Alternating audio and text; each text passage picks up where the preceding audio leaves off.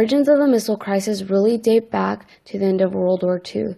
There was already a lot of tension between the United States and the Soviet Union. That tension would continue to grow over the years and create problems between the two nations. Many of their problems would stem from the fact that they were very different when it came to ideological standpoints and views. America was a democratic nation, a democratic capitalist nation, whose main goal was to contain communists and stop it from spreading to other areas. On the other hand, we had a communist nation who based their whole entire government off of socialist views. They thought Americans were evil imperialists, just like Americans thought they were evil communists. A tangible symbol, it's like across the wall is the evil communist nation who don't let their people out.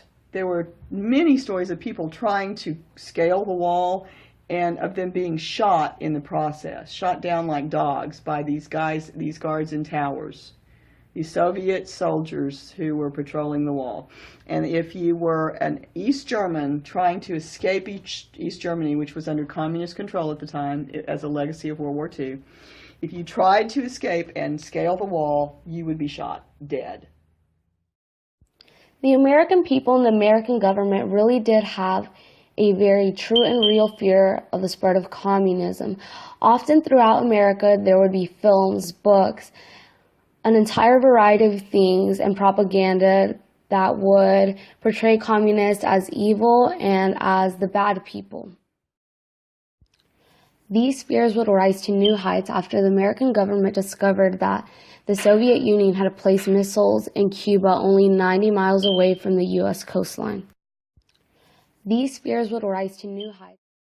There were many people who actually tried to prepare. People were trying to find ways to prepare for something that couldn't actually be prepared for. Schools would often have students perform duck and cover drills, although they would not protect against any of the damage caused by nuclear attack. Finally, this all ended on October 28th of that same year in 1962. It was no sooner than a year later when the nation would experience another tragedy and turmoil. This would be when Kennedy would arrive at Dallas on that one fatal day. On this day, Kennedy was parading and driving around on the now famous site of the grassy knolls. There he would be shot by Lee Harvey Oswald, who would later be killed as well. People were desperately awaiting to see if the president would make it out to the next day. Despite all the efforts at Parkland Hospital, the president did not make it, and his body was later flown back to Washington. Along with Kennedy's family, the nation was mourning his loss. Crowds would gather in his memory, and soon more events continued to unfold after his death. Lee Harvey Oswald was shot. Conspiracy surrounded everything that was going on. In the midst of all of this, news media and the television continued to capture this and really inform and show the people what was going on. That one didn't affect me like the missile crisis because it still was not, that was not about me. That was about a leader. I think the fact that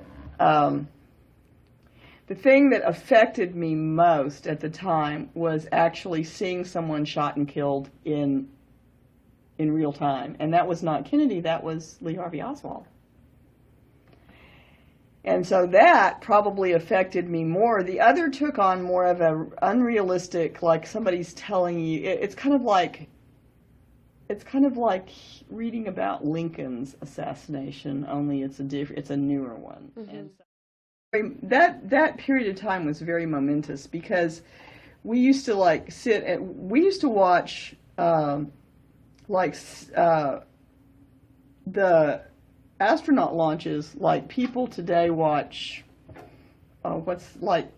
mass shootings and stuff like that. We sat there and that was in the same year that the missile crisis, because we had the missile crisis then, and I think we had the first, John Glenn went up in like February, and then the next